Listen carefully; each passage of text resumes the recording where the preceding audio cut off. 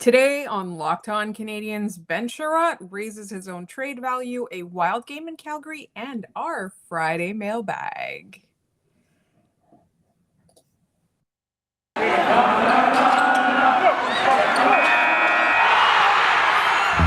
Locked On Canadiens, your daily podcast on the Montreal Canadiens. Part of the Locked On Podcast Network, your team every day.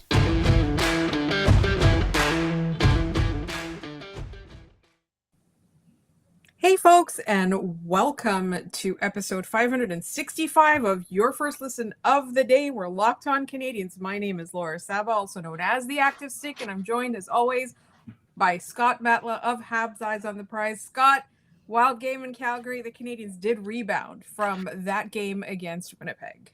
It was the perfect trade value boosting game for a few players on the Canadiens. Mike Hoffman had a 4-point night somehow, despite the fact that I didn't think he did anything besides score a goal. Ben Chiarot, 2 goals, including the overtime winner at Kyle Dubas. You know, you should pay attention to that. And just across the board, it was a great, fun hockey game to watch. The Canadiens played well at 5-on-5.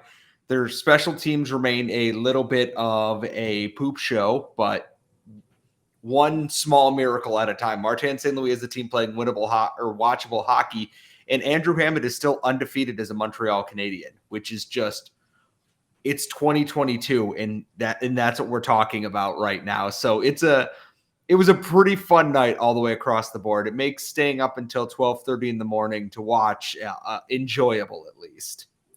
So let's get a bad thing out of the way real quick. Jake Evans, another hit to the head. You know, on this podcast, we love Jake Evans. We love his play, but this is more important than that. We're worried about his long-term health. He's taken 3 hits to the noggin in the last year, and he has a history of concussions. We really, really, really hope that he's okay. Whether or not he comes back to play, we just want him to be healthy.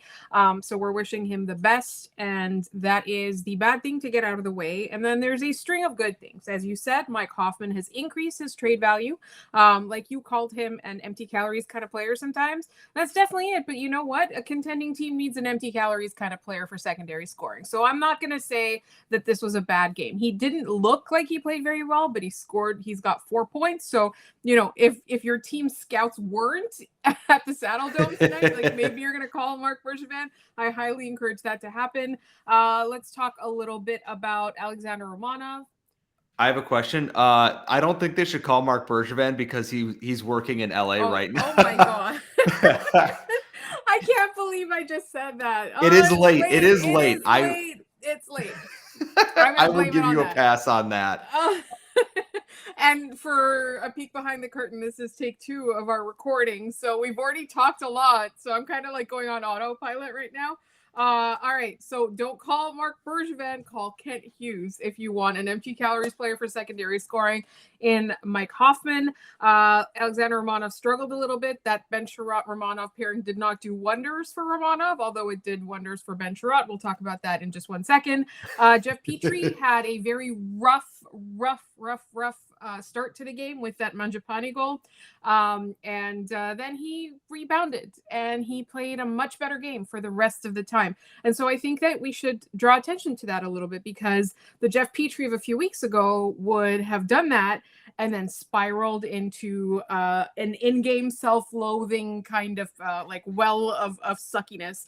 And he didn't do that. He bounced back. He scored a goal, and then he played a solid rest of the game. So that's a very big positive.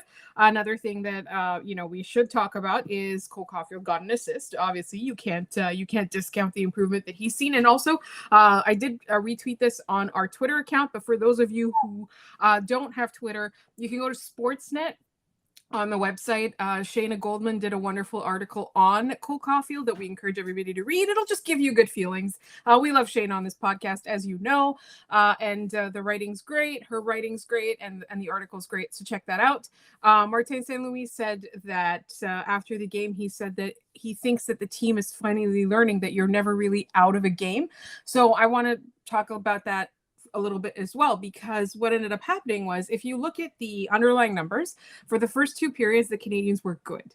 They were good. There's no denying that. We've looked at multiple websites, multiple metrics. The Canadiens were good in the first 2 periods. Now, Calgary took it to them in the third, and they were dominant in the third, but none of their shots or chances went in. So the Canadiens got a little bit of luck on that front. We ended up with a tied game overtime in which obviously Ben Sharat did some heroics at Kyle Dubas. Please pay attention to that. But I also want to talk about what a strong game Nick Suzuki had. Scott, we haven't praised Nick Suzuki in a few nights. Shall we do that right now? He's on a heater again. And this was one of those games where Nick Suzuki took over the game for a good chunk of it.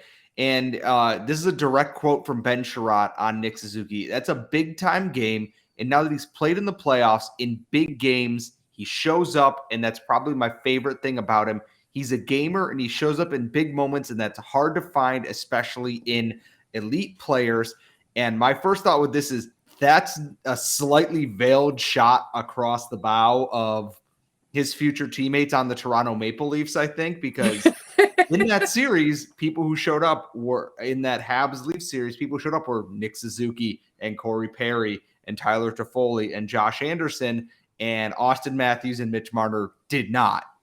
And it's going to be a real awkward introduction next week when they get there. But he's not wrong. Nick Suzuki always seems to up his level when challenged. He did it in the OHL, and he's been doing it at the NHL. He did it in the bubble season against Pittsburgh. He did it in that run to the Stanley Cup final. He's doing it this year, even with the team being pretty garbage for most of the year.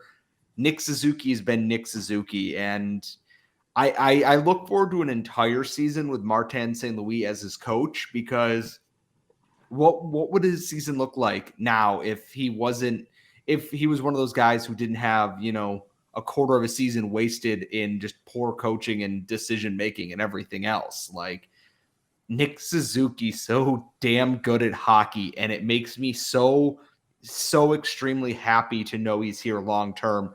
If that was it was one of Marc Bergevin's last moves as GM, it's potentially one of his best to get him locked up long term before this offseason.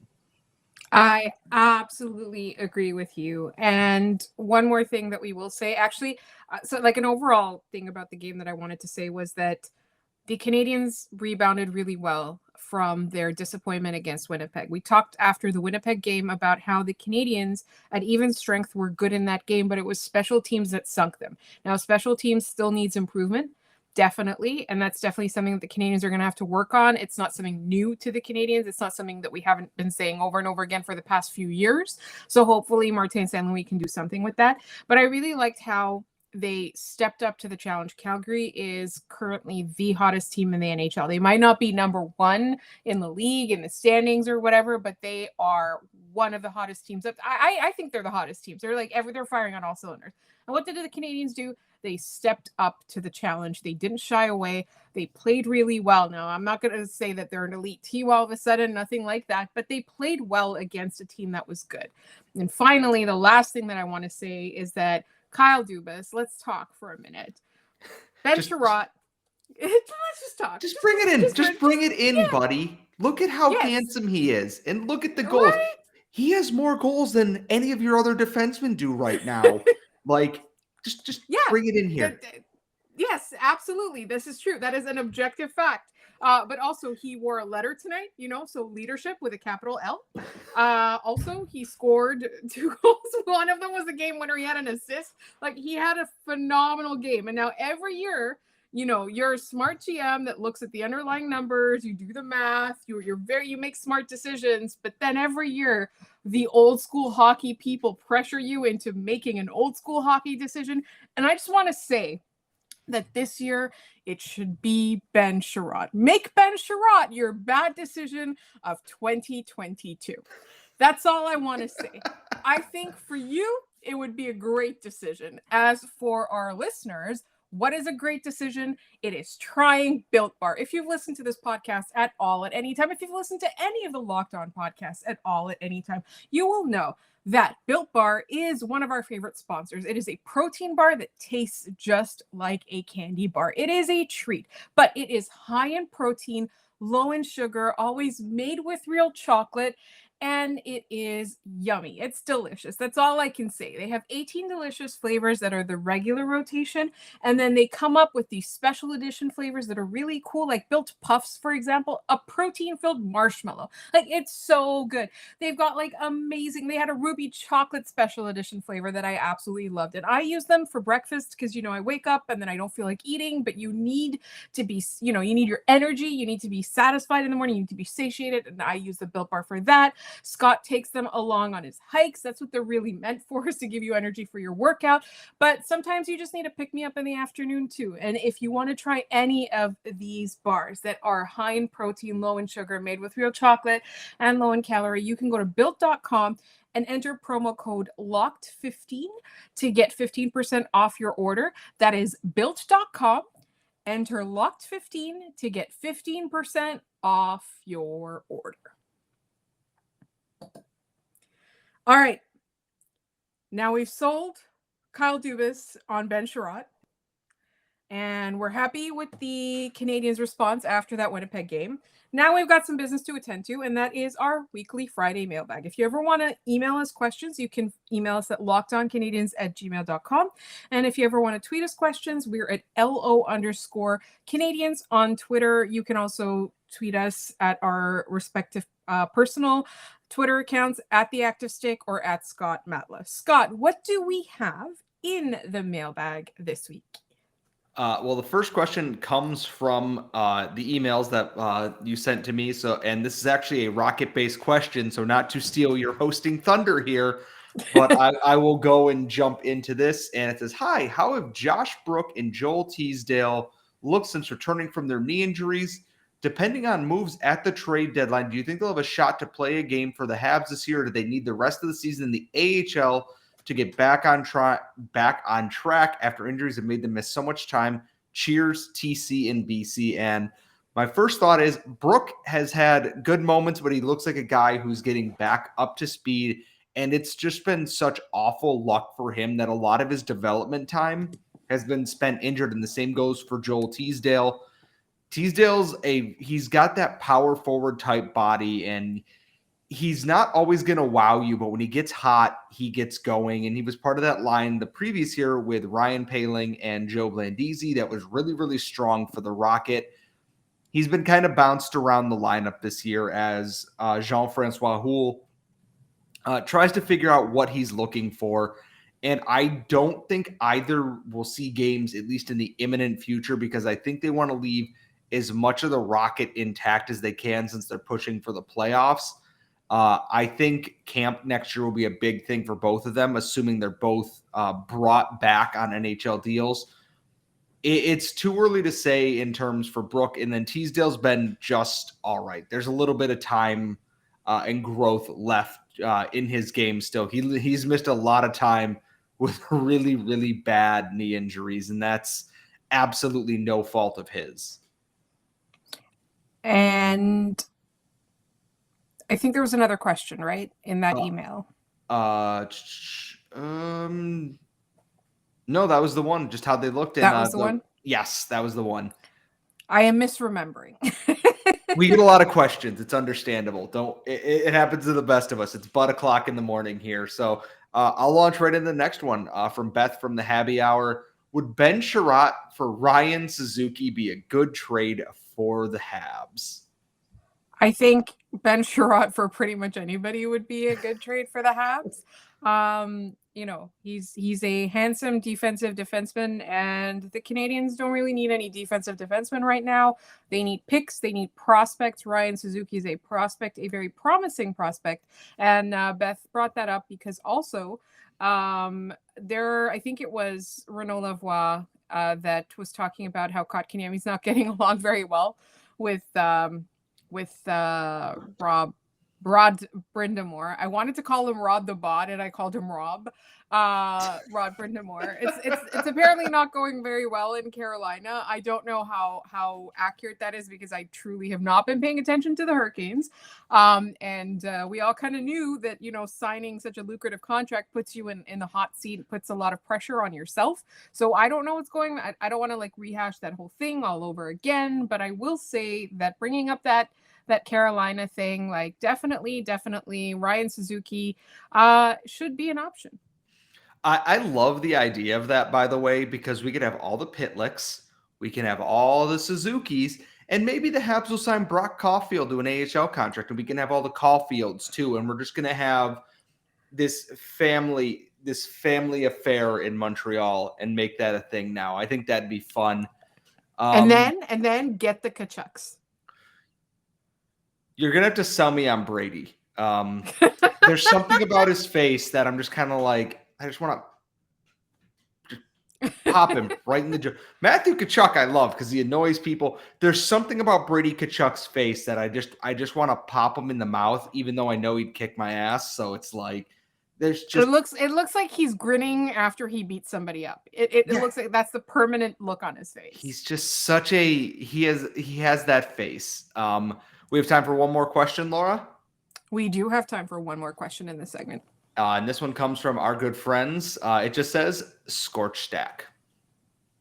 Yes, Scorch Stack. Subscribe to the Scorch Stack. And we want to thank them, obviously, for allowing Ben Sharat to showcase his skills for Kyle Dubas in tonight's game. That loyalty, as always, will be appreciated. And it will be reciprocated. And I personally, I think that,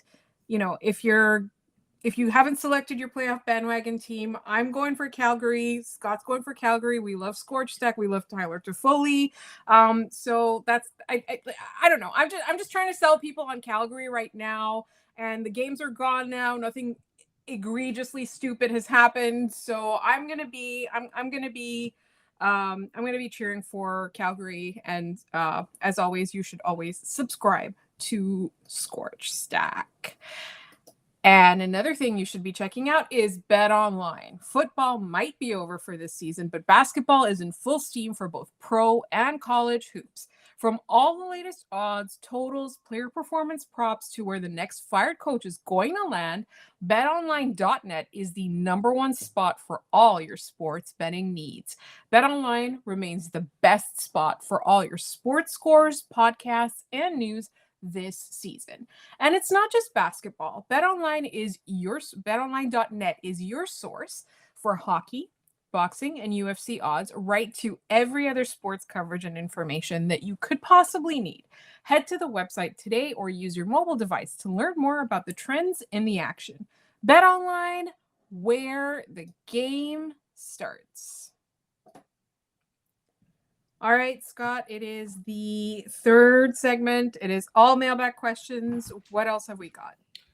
From our friend Goldie Droid, how do you fix the Habs power play? Right now, only Suzuki 5, Gallagher 3, and Hoffman 3 have multiple goals on the power play. You can either say what you would do as a power play coach or who you would want as the Habs power play coach, though. So I've been struggling with this because I'm trying to think about when the last time I had faith in the Canadiens power play was. And I feel like it was when PK Subban was on the team. PK Subban, Max Pacioretty. And I think that the key for me, and I'm sure Martin St. Louis has this in his mind. I'm sure it's something that is coming up. But the key is you can't just have a guy at the point. I think everybody on the power play needs to keep the opponents guessing. You have a man advantage for a reason, and there's spontaneity and unpredictability that is missing. I think it was a vast improvement over the previous coaching staff or over the previous head coach. The new head coach. I know the power play coach is still the same guy, but I think the improvement is the personnel choices have vastly improved, but I think there needs to be more creativity, more spontaneity. I think it's something that will be figured out. I feel I don't even know if it's a fear of taking risks, but it's more relying on already known skills that the opponents are probably already planning for. That's what it looks like to me. I don't know, Scott, if you would agree. I do. And it feels a lot like they're trying to force things a little bit.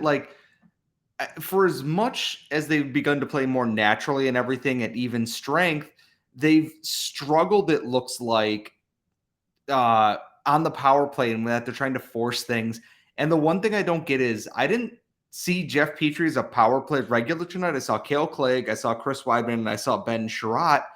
And I thought that was kind of weird that that's how they did that. So I'm not crazy about it. I think it's something that will eventually right itself. There's too much talent on this team for it not to, but it's really just like, hey guys, you know how to play hockey here.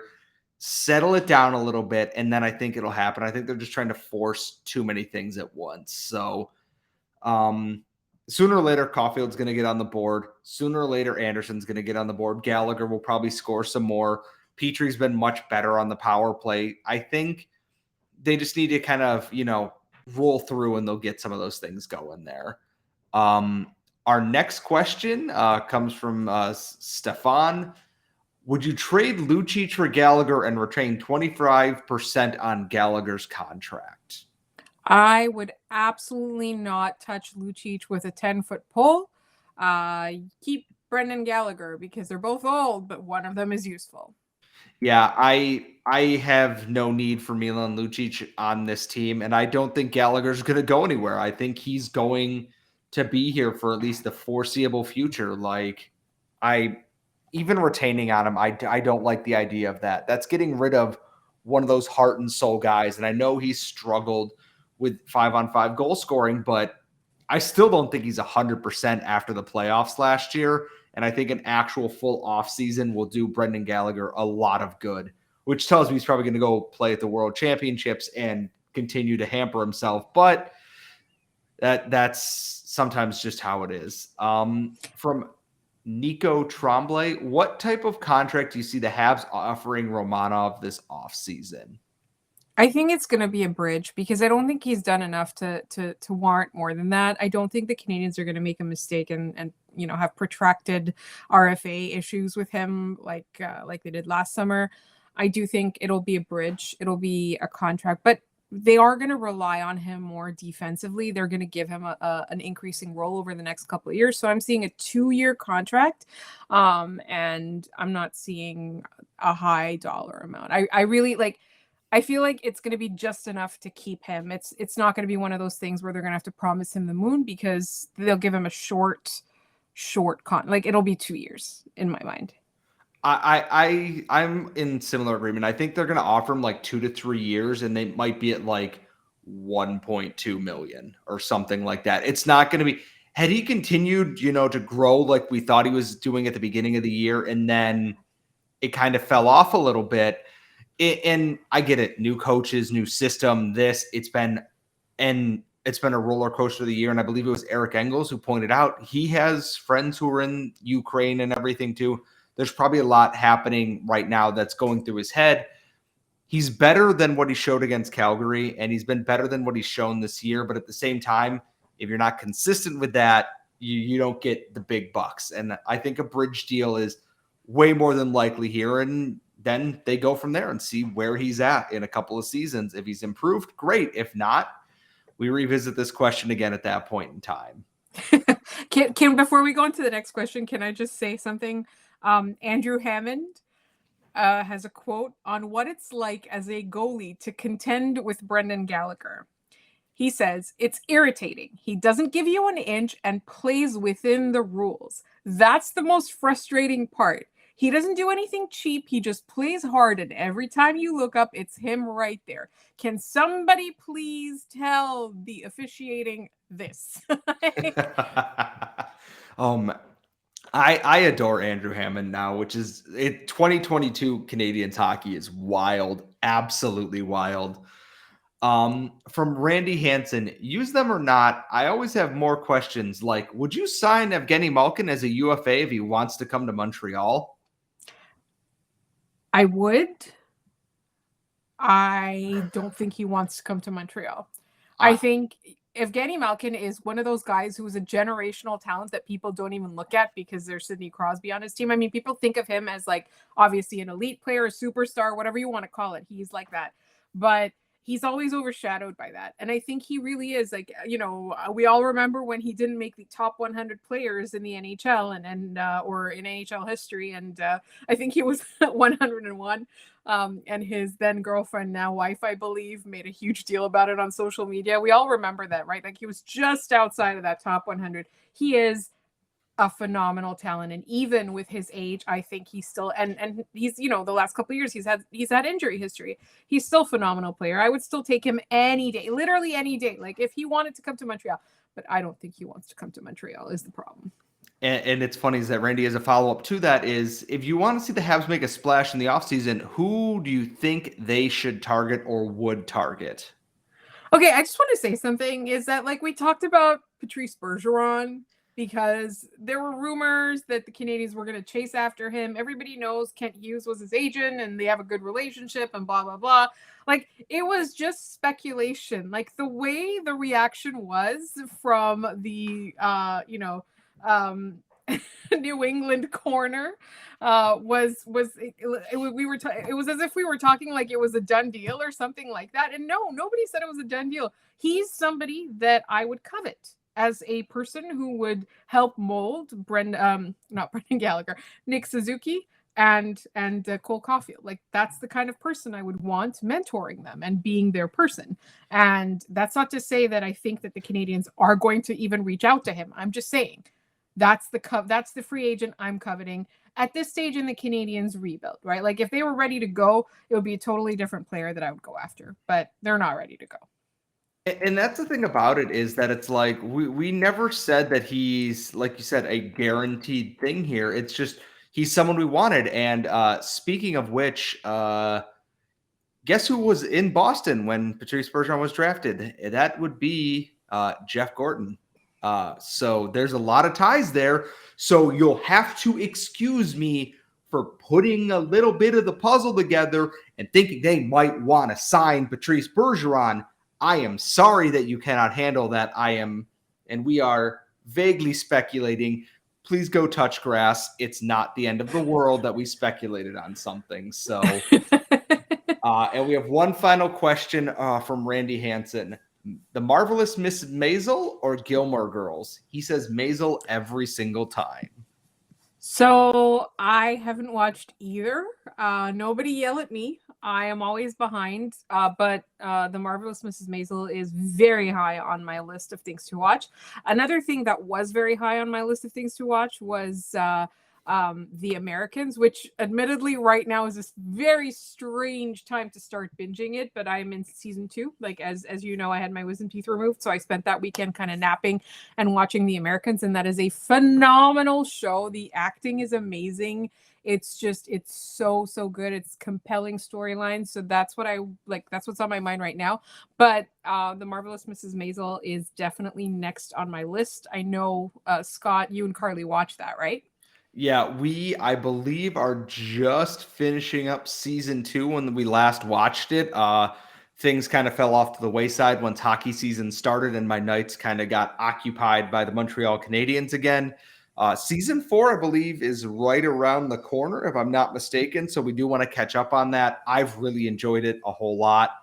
I didn't think I was going to enjoy it. So I have to pick that because I've never watched any of Gilmore Girls, and I know we do have some followers between the two of us who will yell at us about that, but I've been yelled at for less on the internet. So, and you know who shouldn't be yelling at us is Kyle Dubas, because we are providing him with the opportunity to get a player like Ben Sharat. 2 goals, 1 assist, game winner in overtime. I think I can't. It's definitely, that's the last word, I think, for this episode. We'll talk to everybody on Monday. Another self-plug. I talked about it earlier this week. I will be on Game Over with Andrew Berkshire on Saturday Night Live after the Edmonton game. And we will be talking about that game. On Monday, we are getting closer and closer to the big name that we said that we were going to get on the podcast. It's really cool. We can't confirm it until after we recorded it because I don't want to jinx it. But definitely subscribe to this podcast wherever you get your podcasts or on YouTube, because you definitely do not want to miss that episode. And in the meantime, you can find us on Twitter at LO_Canadians. You can email us at lockedoncanadians@gmail.com. You can find Scott on Twitter at Scott Matla. You can find me on Twitter at The Active Stick. And once you're done listening to this episode, check out Locked On Fantasy Hockey, because right now is a time when fantasy hockey is heating up. Thank you so much for listening. We will talk to you next week.